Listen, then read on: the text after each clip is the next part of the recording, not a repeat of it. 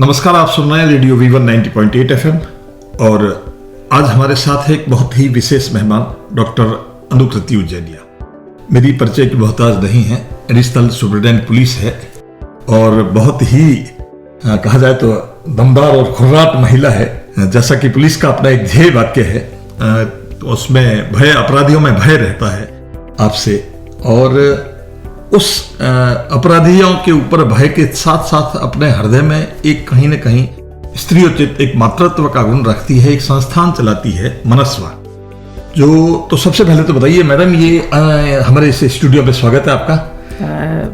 बहुत बहुत आपको भी बहुत बहुत बधाई 9.8 FM रेडियो को कि आपने मुझे यहाँ पर आमंत्रित किया और आप सब लोगों से मुझे रूबरू होने का मौका दिया।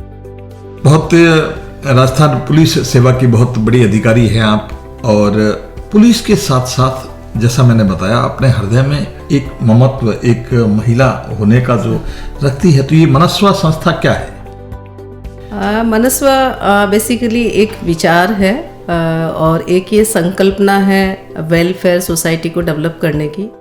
चूँकि पुलिस में रहते हुए आमजन से रूबरू होना पड़ता है और कई बार रूबरू होने के बाद ये महसूस किया जाता है कि सिर्फ पुलिस के कार्य के साथ साथ बहुत सारे ऐसे सामाजिक कार्य हैं जिसमें पुलिस अपना योगदान दे सकती है। इसी को ध्यान में रखते हुए 2021 में मनस्वा संस्था का गठन किया गया, जिसका कंप्लीट नेम मानव जागरूकता और सामाजिक कल्याणकारी संस्था है।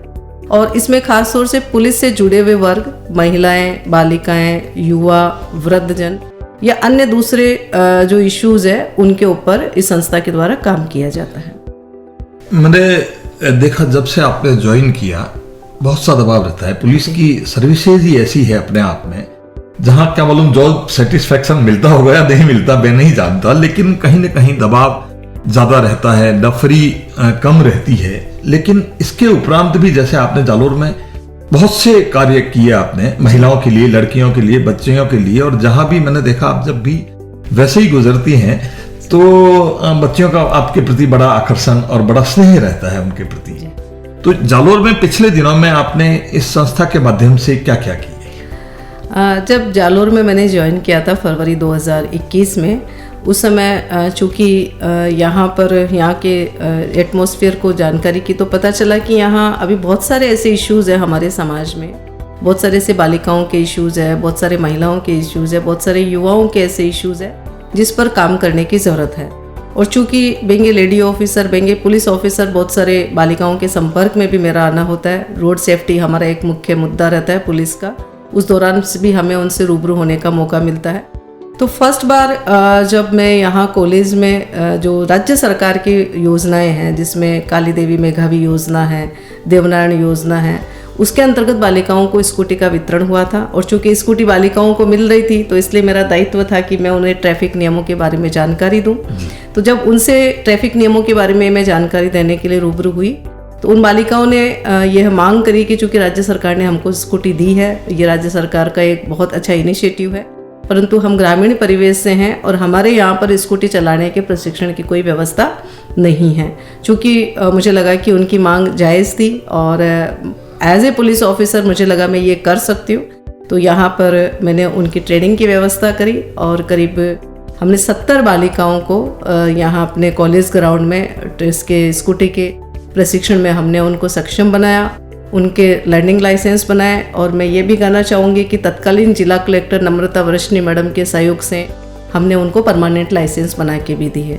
इसके अलावा रानीवाड़ा में भी चूँकि बहुत सारी बालिकाएं ऐसी थी जिनको स्कूटी मिली थी, तो हमने वहाँ की बालिकाओं को भी एक 40 बालिकाओं का बैच हमने स्कूटी का शुरू किया और उनको वहाँ पर प्रशिक्षित किया। जी, तो स्कूटी की तो बात आपने कही, राज्य सरकार बच्चियों के प्रति वैसे ही बहुत संवेदनशील है।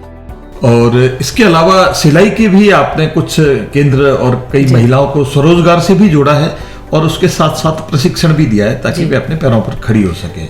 ये आपका क्या प्रकल्प रहा? चूँकि कोरोना से हम पिछले साल ही निकले थे और कोरोना ने बहुत सारे लोगों को बेरोजगार बनाया, बहुत सारे युवाओं को बेरोजगार बनाया, जिनसे उनकी जो दिनचर्या की जो आवश्यकताएं थी उनसे पूर्ति नहीं हो रही थी।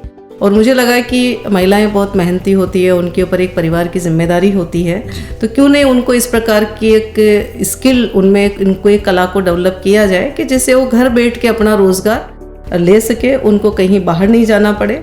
इसी को ध्यान में रखते हुए हमने जालोर में नारी बूटी के नाम से यहाँ पर एक शिवाजी नगर में हमने सेंटर शुरू किया, और मुझे ये जान के बहुत खुशी हुई कि उसमें बहुत सारी महिलाएं और बालिकाएं सिलाई के लिए आगे आई, और हमने करीब यहाँ जालोर में 110 महिलाओं और बालिकाओं को हमने सिलाई में प्रशिक्षित किया है।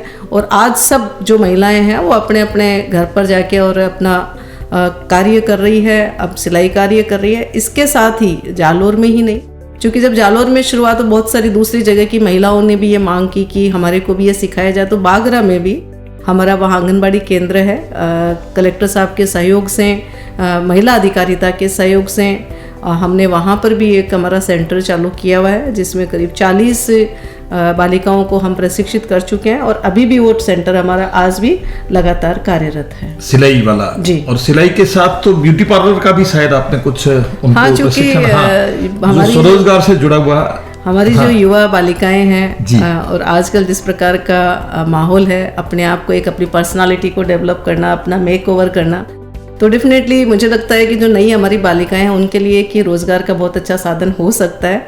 उसी को ध्यान में रखते हुए जो कॉलेज में पढ़ने वाली बालिकाएं हैं, या जो बालिकाएं जिन्होंने स्कूल छोड़ दिया है और वो अपना घर का कोई रोज़गार करना चाहती है, उन्हीं को ध्यान में रखते हुए हमने बागरा में शुरू किया पार्लर का कोर्स। वहीं की जो प्रशिक्षक है भावना जी, उन्होंने उनको प्रशिक्षण दिया, और जबकि हम बागरा में ये प्रशिक्षण दे रहे थे, उसी दौरान जालोर में भी इस प्रकार की मांग आई कि हमारे को भी इस प्रकार का प्रशिक्षण दिया जाए। तो यहाँ पर भी हमने करीब 40 बालिकाओं को उसके पार्लर के कोर्स में प्रशिक्षण दिया है, और उनकी कटिंग वगैरह भी उनको सिखाई है। और इवन बहुत सारी बालिकाएं ऐसी है जो अभी जस्ट वो शादी का मौसम था, और शादी के दौरान बहुत सारी बालिकाओं ने अपने पार्लर में बुकिंग करी, और जहाँ शादी थी वहाँ जाकर भी मेकअप किया है, और एक अर्निंग का साधन बनाया है उन्होंने। हमारी भी ये जो दोनों आरजे जो हैं, जो अभी एक रिकॉर्ड कर रही है और एक कैमरे पर है, तो ये दोनों भी बालिका हैं आपसे जो बड़ी प्रेरित है, और कई बार आपका बताती रहती है कि आप जितनी सरलता से, सहृदयता से मिलती है, तो जब आप सिविल में होती हैं तो वो अलग आपका रूप होता है। जब हम आपको किसी अपराधियों के उसमें धरपकड़ में वहां देखते हैं तो वहां अलग रूप होता है। बिना मेकअप के ऐसा कैसे कर पाती है जस्ट जोगी? नहीं, ऐसा नहीं है। पुलिस को मुझे लगता है कि पुलिस की एक पर्सनालिटी ऐसी है कि ठीक है, यूनिफॉर्म अपना एक यूनिफॉर्म का रुतबा है, यूनिफॉर्म हम कह सकते हैं कि हमारे पुलिस का एक अभिमान है, हमारी एक पहचान है। और चूंकि जब पुलिस को कोई व्यक्ति देखता है तो निश्चिंत ही उसमें सुरक्षा की भावना आती है, चाहे वो हमारी बालिकाएं हों, चाहे महिलाएं हों। अपने आप में उनमें एक विश्वास पैदा होता है कि हमारे पास में ऐसा एक पुलिसकर्मी है कि हम कहीं भी फ्री होके घूम सकते हैं, हम अपने कॉलेज जा सकते हैं। तो पुलिस तो एक विश्वास का दूसरा नाम है जी। और चूँकि पुलिस है तो डेफिनेटली कानून व्यवस्था बनाए रखने की जिम्मेदारी हमारी है। अब कानून व्यवस्था बनाए रखने के दौरान हमारे पास में दोनों प्रकार के लोग आते हैं। हमारे पास में अच्छे लोग भी आते हैं, बुरे लोग भी आते हैं, पर चूँकि हमारा पुलिस का ध्येय है कि आमजन में विश्वास और अपराधियों में भय, तो आमजन के साथ तो हमारा व्यवहार बहुत ही मृदु और सद्व्यवहार होना चाहिए, हमें उनकी बात सुननी चाहिए। पर जो अपराधी है, अपराधियों को तो मुझे लगता है कि हार्ड तरीके से ही डील किया जाना है, ताकि वो हमारी कानून व्यवस्था को नहीं बिगाड़े। हमारे जो जिले के या जहाँ हम पोस्टिंग रहती है वहाँ जो हमारे अपराध है उन पर हम रोकथाम रख कर पाएँ। एक बात अभी ध्यान आई, मैं तो कई बार आपसे मिलता रहता हूँ, कई बार आपसे वार्ता हुई और अलग अलग सामाजिक संगठनों से आप जुड़े। क्योंकि हम लोग राजस्थान से आते हैं और राजस्थान में अपनी जो भाषा है उसका एक अपना मीठापन है, उसका एक अपना शिल्प है, लेकिन अंतर्राष्ट्रीय भाषा अंग्रेजी है जी। और कहीं न कहीं एक कपिल शर्मा का शो आपने देखा होगा कभी, वो भी अंग्रेजी से ग्रसित है कि अंग्रेजी मुझे बहुत ज्यादा नहीं आती। और वैसे ही राजस्थान में तो ये देखा जाता है कि अंग्रेजी में इतने अपन ट्रेंड नहीं होते हैं। तो क्या प्रकल्प चलाया आपने कि बच्चों में एक भय निकले, अपनी मातृभाषा से प्रेम करें, उसके साथ साथ अंतर्राष्ट्रीय भाषा का भी सम्मान करें? चूँकि मुझे ऐसा लगता है कि राजकार्य में कहीं भी हमारी हिंदी है जी। वो बाधित नहीं करती है हमारे राजकार्य को, क्योंकि हमारी राष्ट्रीय भाषा हिंदी है।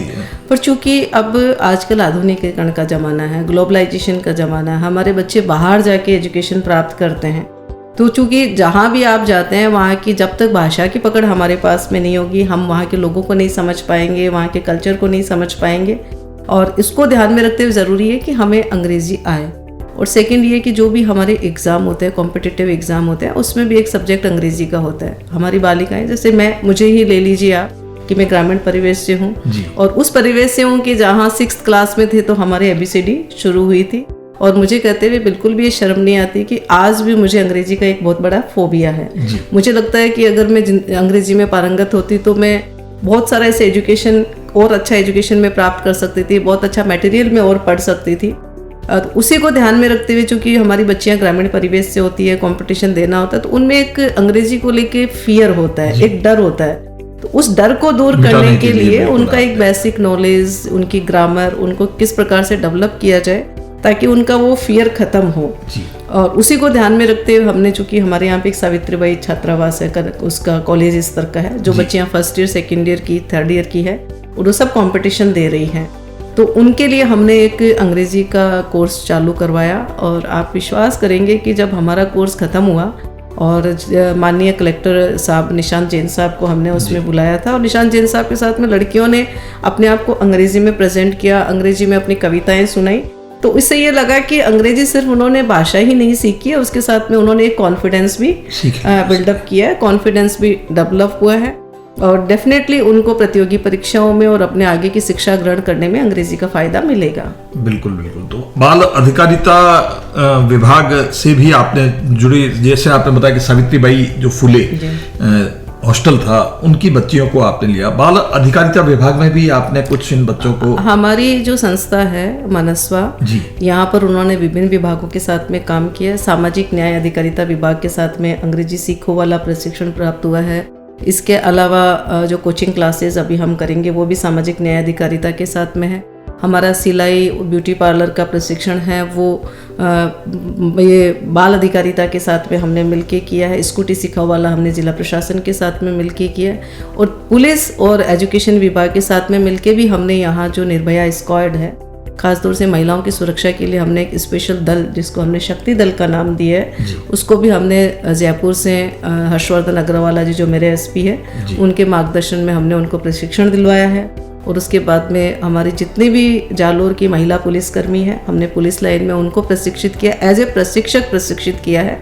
और उन हमारी महिला कांस्टेबलों ने जालोर जिले की 20,000 स्कूली बालिकाओं, महानरेगा की हमारी जो महिलाएं हैं, या जो भी महिलाएं जिन्होंने सेल्फ डिफेंस सीखने में, आत्मरक्षा की जो टेक्निक सीखने में रुचि दिखाई है, उनको हमने प्रशिक्षण दिया। आपके ही प्रयासों से अभी भी शायद कोई 90 लोगों का प्रशिक्षण चल रहा है, जो SDRF अभी दे रहा है, विशेष तरह की ट्रेनिंग, तैरने की वगैरह, जो है जो कैंप लगातार जारी है शायद। उसमें हमारा मनस्वा का रोल नहीं है, पर चूंकि हम अभी आने वाले समय में हम एक यूथ गठन कर रहे हैं, मनस्वा यूथ क्लब का हम गठन करने जा रहे हैं, जिसमें हमारे जो जालोर जिले के जो युवा है, युवा पुरुष ही नहीं, युवा महिलाओं को भी हम उनमें शामिल करेंगे।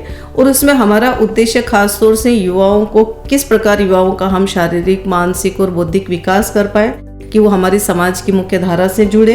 और इसके अलावा जितने भी जो युवाओं के मुद्दे हैं, युवाओं की सुरक्षा से संबंधित है, युवाओं के वेलफेयरिंग से संबंधित है, युवाओं की समस्याओं से संबंधित है, हम उनसे रूबरू होंगे और उनकी समस्याओं को समाधान करने की कोशिश करेंगे। राज्य सरकार ने युवाओं के लिए बहुत अच्छी अच्छी योजनाएं चला रखी है जो उन तक नहीं पहुंच पाई है। तो हमारी संस्था का प्रयास भी रहेगा कि राज्य सरकार की जो योजनाएं हैं, चाहे वो बालिकाओं के लिए हो, महिलाओं के लिए हो, युवाओं के लिए हो, वृद्ध जन के लिए हो, हम उनको लेके जन जागरूकता फैलाएं और उसका लाभ यहाँ के नागरिकों को हम दिलाएं। बहुत सुंदर बात है और बहुत सुंदर जानकारियाँ आपने हमें दी।